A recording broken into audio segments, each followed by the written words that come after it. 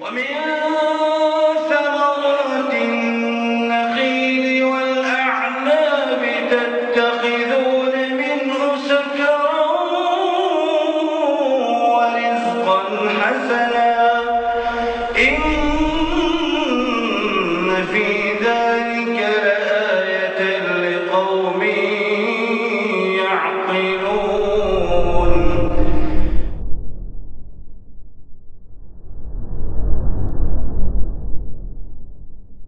Warahmatullahi wabarakatuh. Innal hamdalillah nahmaduhu wa nasta'inuhu wa nastaghfiruh wa na'udzu billahi min shururi anfusina wa sayyiati a'malina may yahdihillahu fala mudilla lahu wa may yudlil fala hadiya lahu. Asyhadu an la ilaha illallah wahdahu la syarika lahu wa asyhadu anna Muhammadan 'abduhu wa rasuluhu la nabiyya ba'dahu. Allahumma 'allimna ma jahilna wanfa'na bima 'allamtana innaka antal alimul hakim. Para ikhwah sekalian rahimani wa rahimakumullah, kita insyaallah akan membahas beberapa kasus dalam masalah nikah, kaitannya sangat erat dengan perwalian, yaitu tidak adanya wali atau wali mencegah si perempuan untuk menikah. Dan juga nanti insyaallah akan ada beberapa masalah lainnya setelah itu insyaallah. Dalam kitab Muntaha Al-Iradat karya Syekh Ibnu Najjar Al-Futuhi rahimahullah, setelah beliau menyebutkan urutan-urutan dari wali-wali yang terdekat yang telah kita bahas pada pertemuan lalu, fa in udimal kull zawwajaha dhu sultanin fi makaniha ka'adlin fa in ta'adzara wakkalat. Kalau diterjemahkan di sini, jika semua model wali itu tidak ada atau tidak mampu untuk menjadi wali, semua model wali, baik wali dari sisi nasab keluarga, wali dari sisi kepemilikan budak, atau wali dari sultan yaitu penguasa dan naib penguasa yaitu wakil dari penguasa, itu semua enggak ada. Fa di sini zawwajaha dzu sultanin fi makaniha, maka hendaknya pemilik otoritas di tempat itu menikahkannya. Seperti apa? Perempuan ini mungkin dia tinggal di suatu daerah dan dia butuh nikah, yang mana walinya tidak bisa menjangkaunya karena terlalu jauh. Mungkin juga jauh dari internet dan semisalnya. Atau walinya yang di rumah tidak mau menikahkannya. Enggak ada yang mau menikahkannya. Penguasa juga tidak mau karena ternyata di daerah itu tidak ada KUA, ya. Mungkin karena penduduknya mayoritas Nasrani atau non-Muslim, atau mungkin itu tinggal di negeri kafir, ya, mana nggak bisa ngambil wali dari orang kafir, dari penguasa kafir, nggak bisa. Karena seorang muslimah tidak bisa diwalikan oleh kafir, bahkan kalau bapaknya kafir itu nggak bisa jadi wali, ya. Maka zawwajaha dzu sultanin fi makaniha, maka hendaklah pemilik otoritas di tempat itulah yang menikahkan perempuan ini. Di sini pemilik otoritas di sini yaitu orang yang muslim, mungkin tokoh muslim di daerah itu. Seperti misal perempuan ini ada di, coba sekarang perempuan ini ada di misal Saudi Arabia. Ini kasus yang berkali-kali terjadi loh. Ya. Secara fikih benar, namun berbahaya secara konsekuensi kenyataannya. TKW dan TKI, baik di terutama Saudi Arabia kasusnya, atau mungkin di Thailand atau di mana. Emang TKW ini kerja di Saudi Arabia. Jadi TKW namanya TKW. Entah dia mungkin pembantu rumah tangga, entah dia kerja di nursery yaitu keperawatan, ya perawat, atau kerja di mana di Saudi Arabia. Para walinya di Indonesia. Entah dia janda atau perawan, biasanya janda. Kemudian TKI Indonesia atau sebagian dari mutawif. Mutawif itu yang bimbing umroh, tinggal di Saudi, bimbing biasa membantu bimbing umroh selain ustadz pembimbing. Itu juga butuh nikah misalnya. Dan ada yang memang si ustadz mutawif ini di Indonesia istrinya. Di Indonesia istrinya. Maka kemudian nikah pun. Nikah sama seorang TKW. Karena TKW ini butuh suami, dia butuh istri. Taib. Si TKW ini sudah minta izin nikah sama orang tuanya di Indonesia. Namun ternyata mereka nggak mau nikahin. Ya, dan alasannya mungkin nggak syar'i. Tapi TKW ini mau nikah gitu loh. Karena di perantauan nggak ada mahram gitu kan. Taib. Keluarganya nggak ada yang mau nikahin. Otomatis kan karena ini pengen nikah dan alasannya tidak syar'i untuk mencegah mereka menikah, untuk mencegah putri menikah, dan paman-pamannya nggak mau dan seterusnya, nggak ada yang mau. Nyari waliul amri, penguasa mana Indonesia, penguasa mana Saudi Arabia, harus di pengadilan Saudi Arabia gitu nikah, susah, nggak semudah itu, ya. Ini cuma TKW dan ini mutawif. Dan mutawif itu banyak dari mereka pakai visanya bukan visa kerja atau visa dagang, bukan. Tapi kadang ada yang visa penuntut ilmu. Yang mana sebenarnya nggak boleh untuk rutin mencari penghasilan, dagang atau jadi mutawif, sebenarnya nggak boleh. Taib ini nggak mungkin kalau misalnya pakai penguasa Saudi Arabia. Maka akhirnya karena nggak mungkin dari wali nggak bisa, dari wali penguasa nggak bisa, maka zawajahadzu sultan fi makaniha.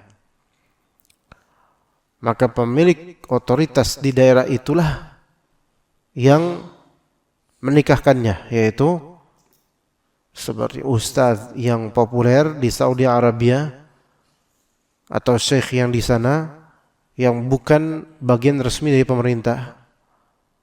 Tapi orang berilmu yang menikahkan, yang menjadi walinya. Itu mungkin secara fikih sah. Karena kondisinya udah paling mentok nih.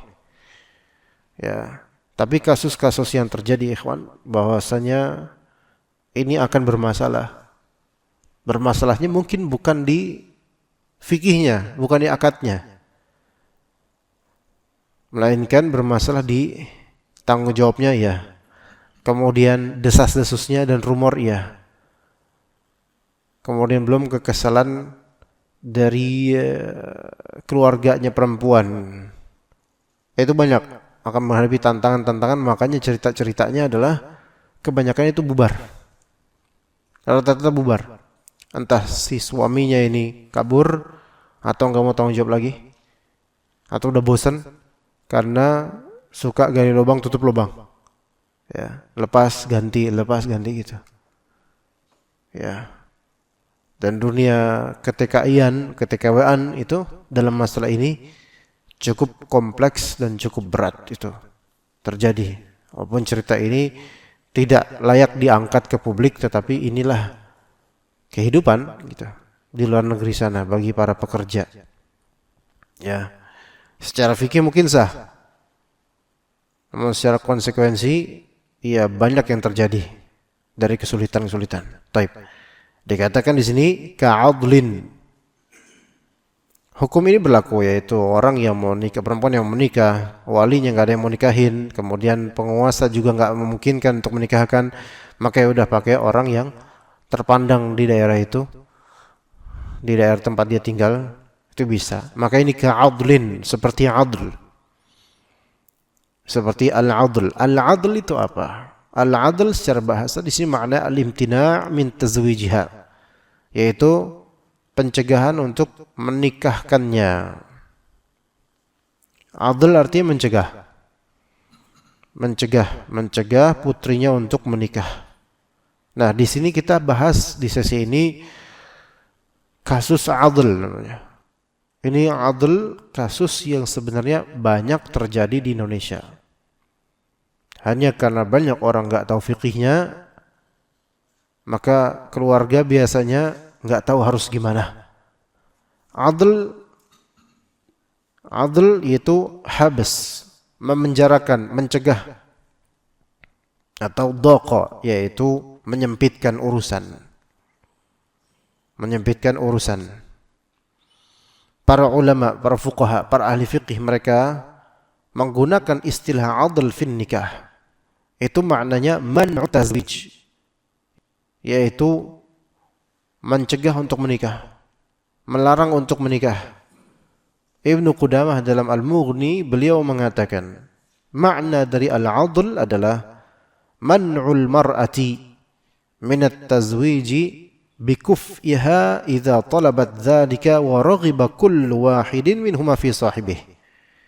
Adl itu adalah mencegah perempuan dari pernikahan. Jadi walinya, keluarganya itu melarang dan gak mau menikahkan si perempuan ini, baik perawan atau janda. Bikuf'iha, padahal terjadi kufu. Kufu di sini maksudnya ketercocokan masing-masing dari segi strata gitu, dari segi kualitas. Si perempuan ini bagus, misalnya dia cadaran atau jilbab lebar, dan si laki-lakinya insya Allah zahirnya soleh, karena batinnya kita nggak tahu. Zahirnya soleh, mungkin punya ilmu, mungkin dalam mengaji, artinya ini satu genre lah gitu loh, satu arah lah gitu. Dan idza talabat dzalika, si perempuan ini sudah talabat dzalika, yaitu sudah minta sama keluarganya, tolong nikahin saya mau nikah. Terutama misalnya ini perempuan ini janda biasanya gitu. Karena kalau perempuan kadang-kala agak malu untuk minta nikah. Tapi kalau janda biasanya mungkin karena butuh, karena mungkin ada anak, atau mungkin memang dia banyak masalah fitnah kalau dia sendiri gitu. Karena pandangan banyak di masyarakat tentang janda itu kan kurang baik gitu kan. Ya, dan ini sudah dapat calon sekufu, ya, bahkan calon ini lebih atas darinya dari segi mungkin ilmu, dari segi amal, lebih atas darinya.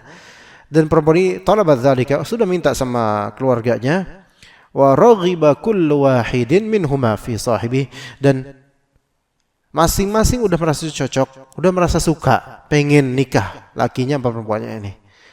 Namun terjadi adl, yaitu walinya, mungkin bapaknya, atau kalau ada bapaknya kakeknya, atau kalau kakeknya mungkin putranya, atau mungkin saudaranya, ya, itu dengan alasan yang tidak syar'i.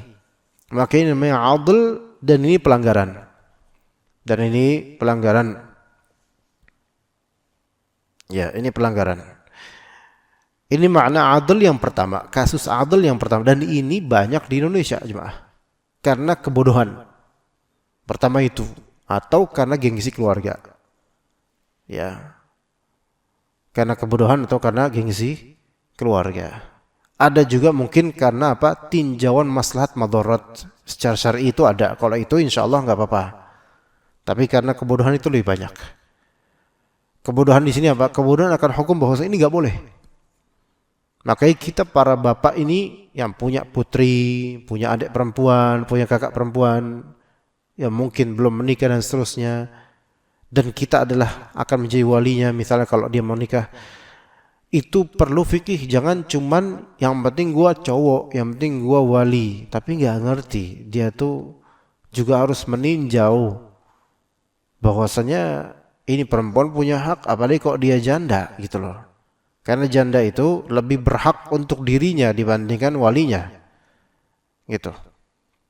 Kalau perawan mungkin lebih ketat lagi. Oke, itu wajar dan maklum, tapi kalau ini janda mungkin dia membutuhkan lebih dibandingkan perawan. Bisa mempertimbangkan dan berpikir, ini sudah berpengalaman untuk menikah dan punya suami. Nah, adl di sini jika tanpa alasan yang betul-betul bermaslahat untuk perempuan ini, maka adl ini haram dan pelanggaran secara syar'i. Kadang secara hukum perdata ini nggak dibahas karena ini dikembalikan kepada riungan keluarga, tapi secara syar'i ini pelanggaran. Dan adl ini bisa dari walinya atau non wali, seperti ibu kandung. Kadang-kadang walinya udah setuju, ibu kandungnya setuju, akhirnya walinya ikutannya, ini subhanallah. Nah, jadi kita laki-laki itu harus punya pertimbangan, pertama pertimbangan syar'i dulu sebelum pertimbangan urf. Ya. Syar'inya nih boleh enggak kita mencegah? Maslahat madaratnya ada enggak gitu loh. Pertimbangan itu. Ya. Maka wali enggak boleh mencegah. Adl enggak boleh mencegah tanpa alasan yang syar'i perempuan atau anaknya putrinya untuk nikah. Apalagi udah apa? Sudah diminta oleh dia sekufu dan juga masing-masing udah meridai untuk pengen nikah. Maka khalas, lanjutkan. Ya. Itu satu kasus adl dan itu tidak boleh. Wahai para wali atau yang udah ngaji, dan hal seperti ini harusnya kasih masukan ke keluarga kalau ini terjadi. Karena ini bisa aja terjadi di keluarga. Dan cukup menyiksa si perempuan. Cukup menyiksa si perempuan. Ya. Kemudian adl yang kedua. Jadi, sebelum yang kedua. Adl yang pertama tadi, kalau perempuan ini walinya enggak ada yang mau. Tidak ada menerapkan adl, mencegah untuk menikah. Maka sebenarnya perempuan ini punya hak untuk minta tolong ke KUA atau pengadilan untuk menikahkannya. Bisa. Kalau ternyata peraturan daerah itu misalnya enggak mengabulkan request dari perempuan ini untuk menikahkannya, atau dari pihak KUA secara resmi enggak bisa menikahkannya dengan beberapa alasan birokrasi atau peraturan daerah, maka barulah si perempuan ini enggak ada jalan lain kecuali minta tolong sama ustadz yang terkenal atau pemimpin yayasan tertentu untuk menikahkannya. Itu baru paling akhir ya cara untuk menikah. Gitu, kadang-kadang antum mungkin mendapat beberapa orang menikah tanpa persetujuan wali, kemudian enggak pakai KUA tapi pakai ustadz. Itu ada. Beberapa kali terjadi. Sah atau tidak? Sebelum kita bilang sah atau tidak, kita harus tahu completely kasus ini, Pak. Ya, karena manusia itu masing-masing punya masalah. Dan kalau kita ngeliat kulitnya doang, itu belum tentu benar gitu loh. Ya, apalagi kasus-kasus seperti ini, kasus eksepsional, kasus yang dikecualikan. Ya, maka teliti lagi sebelum kita menilai orang-orang ini gitu loh. Siapa tahu memang kondisi mereka itu mepet. Ya, sehingga harus pakai wali, yaitu mau gak mau walinya ustadz atau pemimpin daerah yang itu tidak ada kaitannya dengan KUA misalnya. Begitu.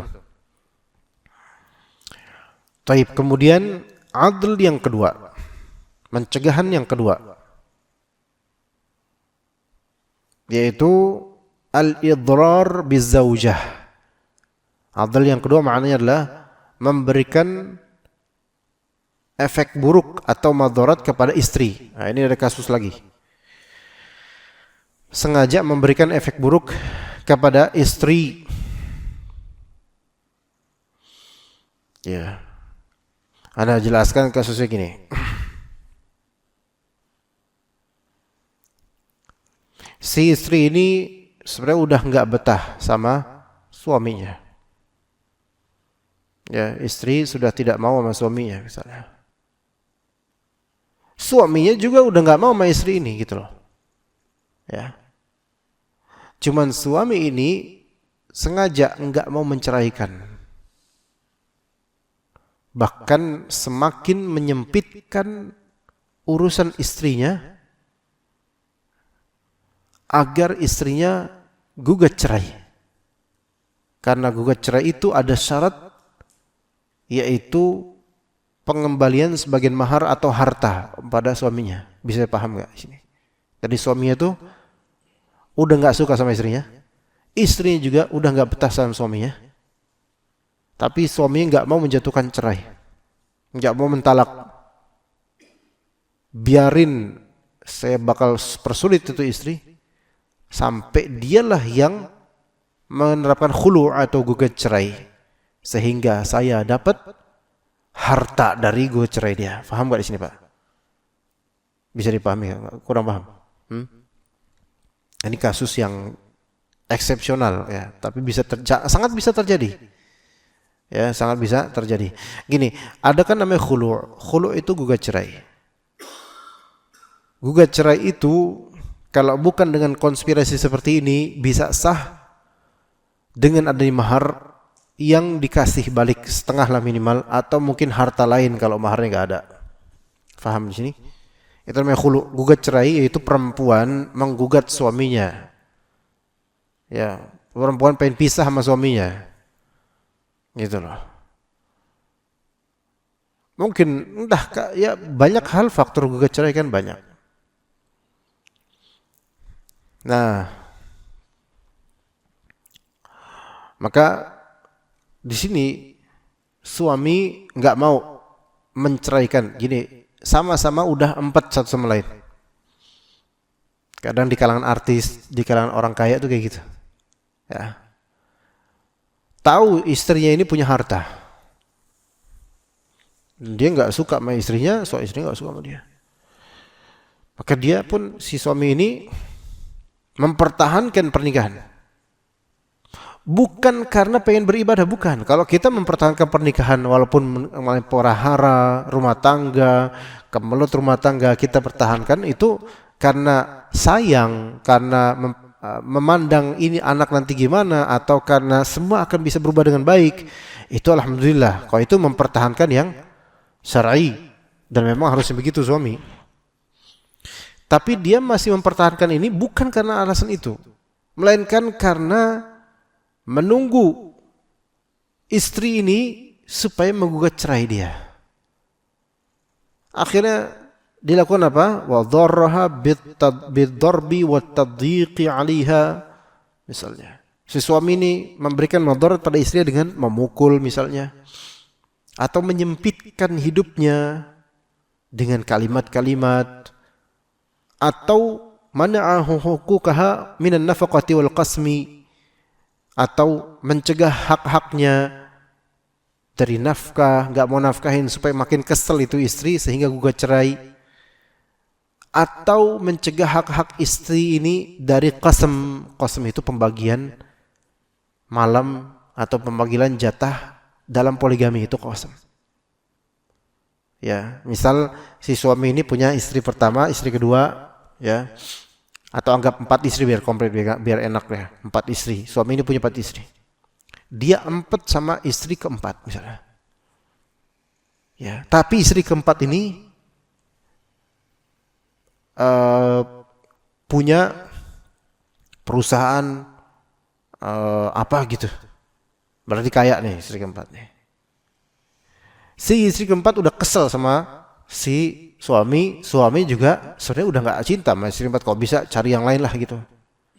Tapi suami ini nggak mau menceraikan istri keempat karena dia tahu nih istri keempat ini punya banyak duit, ya, dan nunggu supaya gugat cerai sehingga istri keempat ini ngasih dia harta.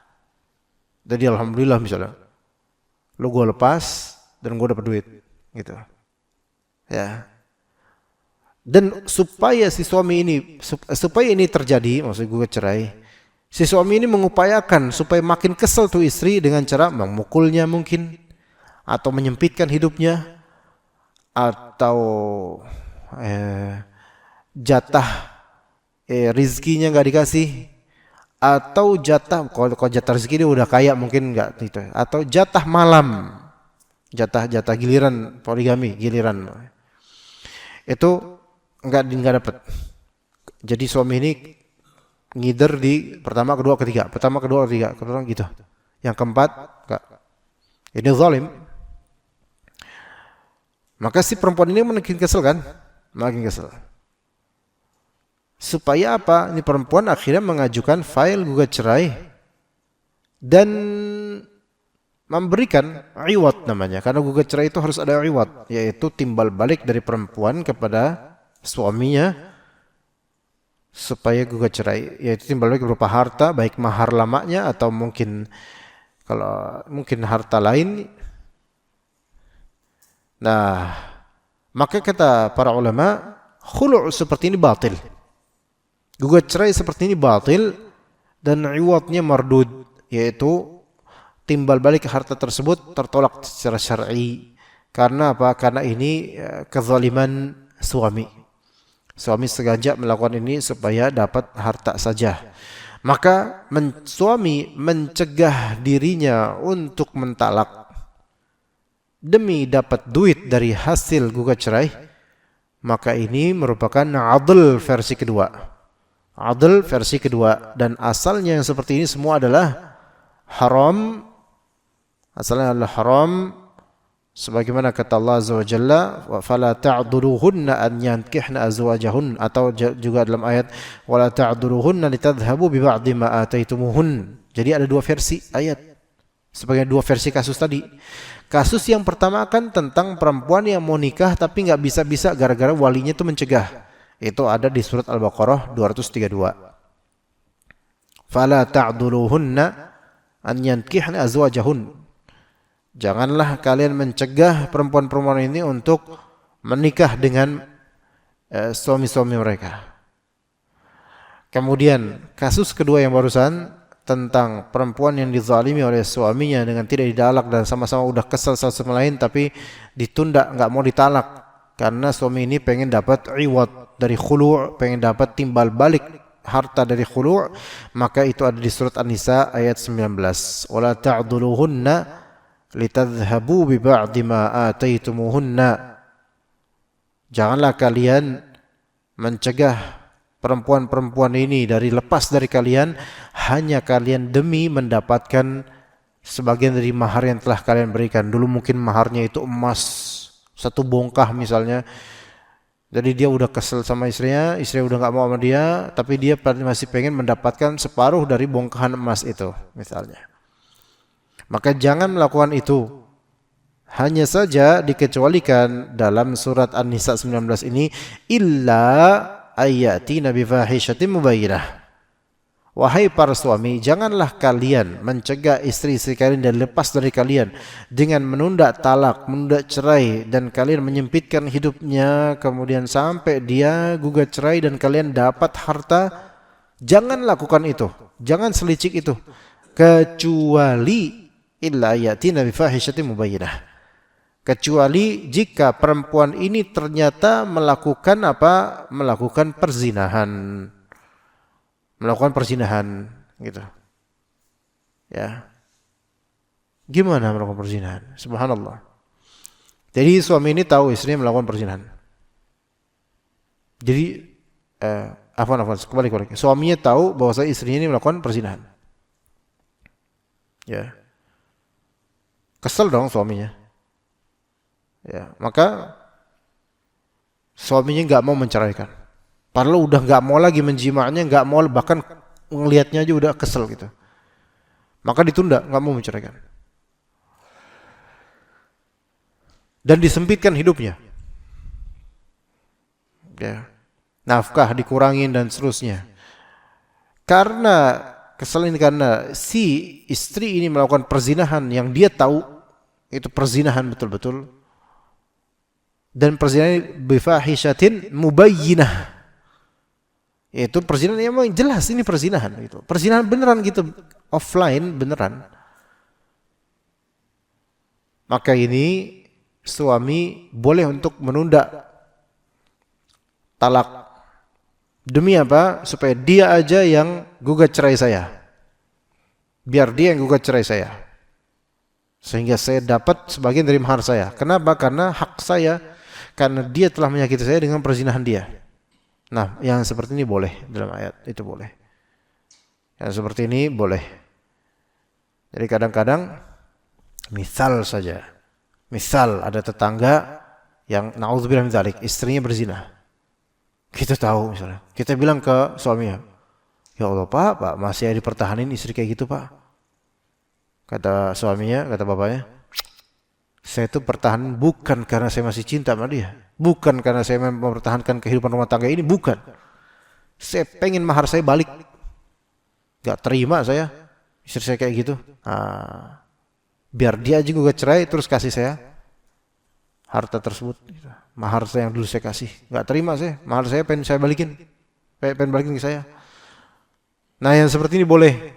Kalau memang si suaminya mau gitu. Tapi kalau suaminya langsung ceraiin, ya gak terserah, boleh juga. Boleh juga. Itu terserah suami mau gimana. Kalau kasus seperti ini boleh. Tapi dengan syarat apa? Bila bi ayatina bi fahishatin mubayyinah. Dengan syarat istri ini memang sudah melakukan kekejian, yaitu perzinahan yang memang itu jelas. Nah, perzinahan yang jelas ini maksudnya adalah zina beneran, Pak. Na'udzubillah min dzalik. Zina beneran, bukan yang sebatas mungkin komunikasi chatting atau apa. Enggak, zina beneran. Ya. Dan suami tahu, gitu loh. Tahu di sini nggak harus pakai 4 saksi, karena ini bukan sedang menuduh zina di pengadilan, bukan. Ya, karena kadang kita mengetahui perzinahan fulan dengan fulanah, tapi nggak pakai 4 saksi, tapi kita tahu, iya. Antara kita tahu fulan dan fulanah berzina dengan kita menuduh fulan dan fulanah berzina di pengadilan, itu 2 hal yang berbeda. Ya. Kalau misalnya ada artis dan aktor kemudian tersangkut skandal zina dan terekam di video, maka ini bisa diketahui oleh siapapun. Tapi untuk melaporkannya ke pengadilan dan menghukumnya, maka membutuhkan 4 orang saksi. Ini 2 hal yang berbeda, jemaah. Tapi pada kulihal itu namanya adl, ya, adl yang terlarang gitu loh. Yang pertama, mencegah seorang perempuan terutama janda dari menikah tanpa alasan syar'i. Yang kedua, yaitu mencegah talak terhadap istri, ya, demi mendapatkan harta sebagai timbal balik dari gugat cerai istri terhadap suami. Itu masalah adl, ya. Kemudian fa in ta'adzara wakkalat.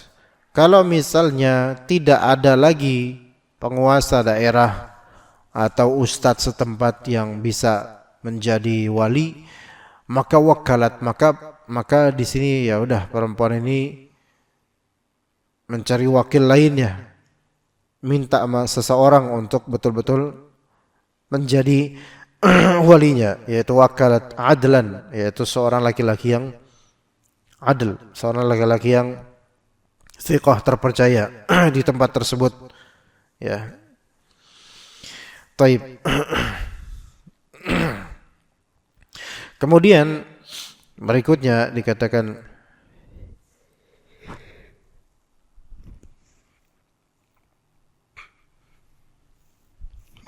wa waliyu amatin walau abiqatan sayyiduha walau fasiqan aw mukataba. Walinya amah, walinya perempuan, budak perempuan, amah. Walinya budak perempuan adalah sayyidnya, tuannya. Walau abiqah, walaupun budak perempuan ini kabur. Budak perempuan ini kabur. Jadi sekarang ada perbudakan, tapi di sini tulis seperti ini, ya udah. Budak perempuan ini kabur. Terus di pengembaraan dia pengen nikah. Nah, walinya adalah tuannya yang dia kabur darinya. Jadi nggak bisa dia nikah kecuali dengan izin walinya, yaitu tuannya dia, pemiliknya dia. Walaupun tuannya ini fasik, maka tetap walinya adalah tuannya. Au mukataba, atau walinya itu adalah budak, atau tuannya itu adalah budak juga, cuman budak yang mukatab, budak yang memiliki, atau walinya yaitu bapaknya adalah budak yang memiliki klausul, si budak ini bapaknya atau walinya memiliki klausul, yaitu sedang membayar cicilan kepada tuannya untuk membebaskan dirinya. Ini namanya mukatab. Mukatab itu adalah budak yang berusaha memerdekakan dirinya dengan mencicil pembayaran dirinya, itu mukatab namanya. Gitu.